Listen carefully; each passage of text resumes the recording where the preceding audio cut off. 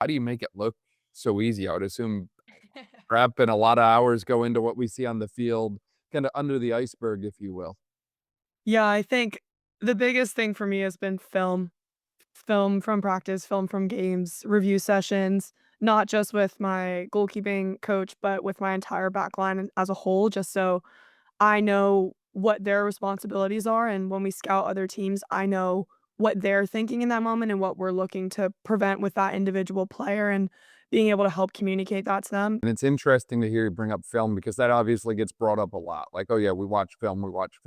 But obviously, there's so many hours in a day. How do you go about watching film maybe, intelligently, if you will?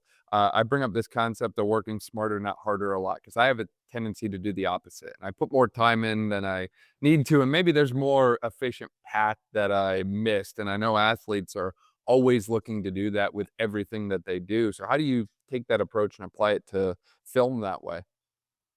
Yeah, I think something that was really helpful to me, especially at the beginning of my career, was taking things one at a time. So my coach was really good about this as well. Let's say I would record an entire training session, there would be one concept that we would focus on because there's so many different things that obviously I needed to work on or so many different things that were popping up in film, but kind of like you said, working smarter, not harder. If we weren't focused on all those things, I'd probably be sitting there like, okay, A, I am nowhere near as good as I thought I was, and B, oh my gosh, there's so many things I need to fix all at the same time, like, what do I do?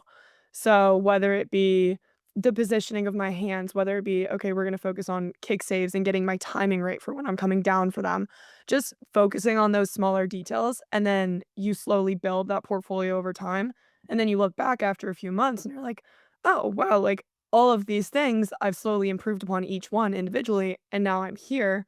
Yeah, I think one of the first things that pops to mind is we run our field player tests here as goalkeepers, which I feel like a lot of times goalkeepers will have a little bit different of a test, but we do the same running. But it helps so much with fitness and it helps with mental fatigue and staying locked in the game. And obviously, when I'm doing my summer packets, I'm like, oh, wow, I don't want to run. But then I'm in the game and I'm like, okay, 89th minute, like I'm locked in. There's no part of me that's wanting out of that moment, and I think that really does tie into our physical fitness and just the fact that we're there and we're ready and we're just as fit as anyone else on the field and also drawing confidence from that in those moments.